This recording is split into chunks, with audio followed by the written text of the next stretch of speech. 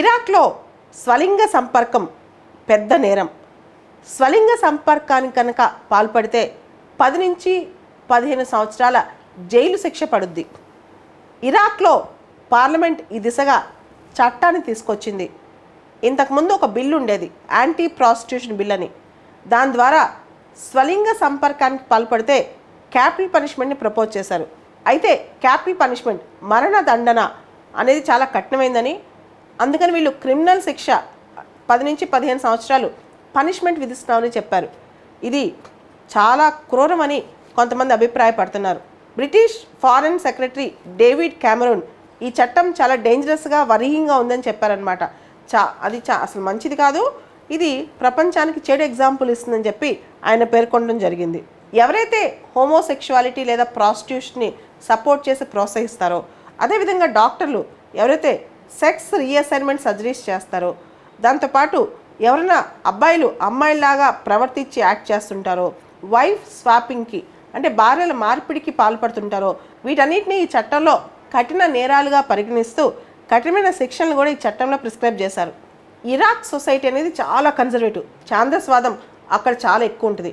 అక్కడ షియాస్ ఉంటారు, సున్నీస్ ఉంటారు, కొంత షియా డామినేషన్ కూడా ఉంటుంది. అయితే ఇక్కడ ఎల్జీబీటీ సంబంధాలు అనేవి మొదటి నుంచి కూడా ఒక ట్యాబు, ఒక సోషల్ ట్యాబు అనమాట. దాన్ని చాలా తప్పుగా పరిగణిస్తారు. చాలామంది మానవ హక్కుల వాదులు ఈ చట్టాన్ని తప్పు పడుతున్నారు. హోమోసెక్షువాలిటీని ఈ కాలంలో పెద్ద నేరంగా పరిగణించడం తప్పు అని చెప్పి వాళ్ళు అభిప్రాయపడుతున్నారు. యుఎస్ స్టేట్ డిపార్ట్మెంట్ కూడా దీనివల్ల ఇరాక్లో హ్యూమన్ రైట్స్, ఫ్రీడమ్స్ ఇవన్నీ దెబ్బతింటాయని చెప్తోంది. దాంతోపాటు ఇరాక్కి వచ్చే ఇన్వెస్ట్మెంట్స్ కానీ, ఇరాక్ ఆర్థిక వ్యవస్థ డైవర్సిఫికేషన్ కానీ దీనివల్ల కుంటుపడుతుందని కూడా అమెరికా స్టేట్ డిపార్ట్మెంట్ ఒక అభిప్రాయం వ్యక్తం చేసింది. అయితే ఇరాక్లో హిపోక్రసీ కూడా చాలానే ఉంది. మోరల్స్ ఉండాలి సొసైటీలో, ఖచ్చితంగా మోరల్స్ని ప్రోత్సహించాలి, కానీ మోరల్ పోలీసింగ్ అనేది తప్పు. 2003లో ఇరాక్ పైన అమెరికా ఇన్వేషన్ తర్వాత చాలామంది ఆడపిల్లలపైన అక్కడ అఘాయిత్యాలు జరిగాయి. వాళ్ళపైన ఫోర్స్గా బలాత్కారాలు చేయటం, ఆ తర్వాత ఈ ఇన్వేషన్ తర్వాత అక్కడ ఐఎస్ఐఎస్ బాగా డెవలప్ అయింది. అక్కడ సెక్స్ స్లేవరీ, అమ్మాయిల్ని ఆక్షన్ వేయటం, ఇలాంటివన్నీ కూడా పెరిగిపోయాయి.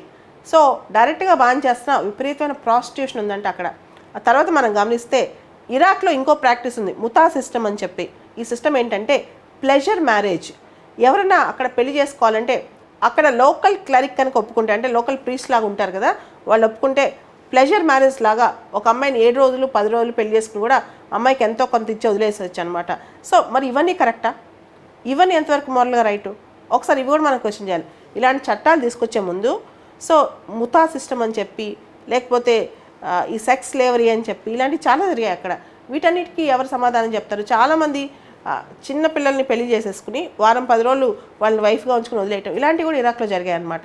కాబట్టి సేమ్ సెక్స్ రిలేషన్షిప్, స్వలింగ సంపర్క సంబంధాలు అనేవి తప్పుబట్టి ఇంత పెద్ద క్రైమ్ అని చెప్పినప్పుడు అమ్మాయిలపైన జరుగుతున్న అఘాయిత్యాలపైన కూడా అక్కడ చర్యలు తీసుకోవాలి ప్రభుత్వం.